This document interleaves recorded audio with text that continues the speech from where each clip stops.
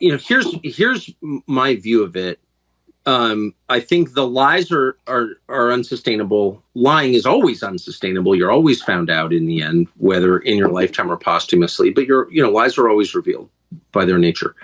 And these lies are so big and so obvious and so stupid that it's going to be very clear to the majority of voters before the election that the Biden administration has no idea what it's doing, that Joe Biden is not running the government, and that it's not working at all. And I think by that point, we're going to have a real economic contraction. I think we're going to be in the teeth of a very tough recession, and that makes everything much more intense. And so if your goal is to maintain power, and if you think once you relinquish power, the problem with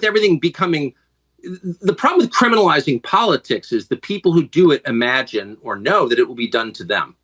So once you start indicting your political opponents, you know that you have to win or else they're going to indict you if they win, right? Right. And so they can't lose. They will do anything to win. So how do they do that? They're not going to do COVID again. I know everyone on the right's afraid they're going to do COVID and mask mandate. They're not going to do that. They can't do that. If they've already been exposed, that won't work. There's going to be no. What are they going to do? They're going to go to war with Russia. Is what they're going to do. There will be a hot war between the United States and Russia in the next year. And really? Yes, of course. They want it anyway. I don't think we'll win it, but that's a separate analysis. But I think it's a political matter.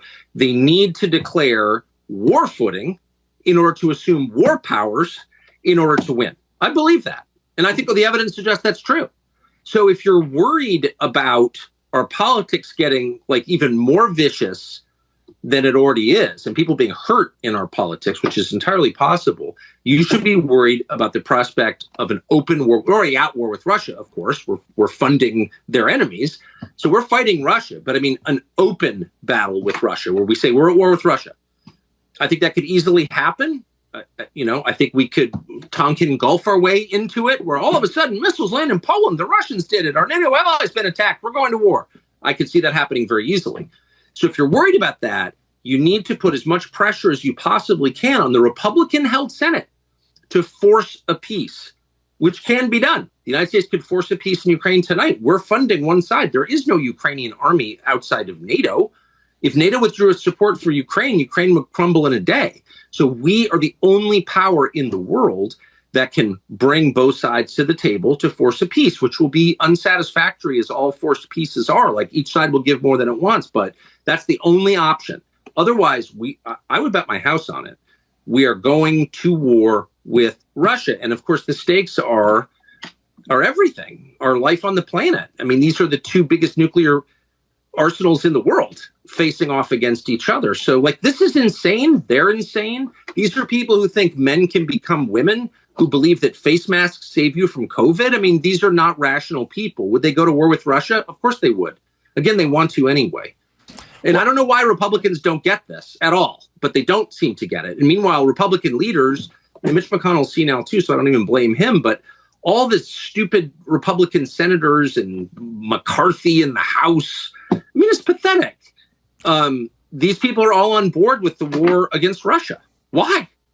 Well, I think it may even be scarier because you say they believe masks work or they believe men can become women and so on and so forth. I don't know that they believe that. I think it may be worse. I think they can say or do anything to hang on to power. Their view of Russia is very, and I can say this as someone who was, against the Soviets when it mattered, when they existed. But I'm maybe the only person in the United States who doesn't really have very strong feelings about Russia. I'm not that interested in Russia. I don't see it as our enemy or ally. I just don't have strong emotions about Russia. So I look at this and I see true hysteria. Like they've convinced themselves that our global enemy is Russia. And I really think they mean that. And certainly the Republicans mean it. The Nikki Haley, Mike Pence, the low IQ wing of the Republican Party, which is most of the Republican Party, is low IQ at the leadership level. They all think that and they mean it. And someone needs to slap them awake.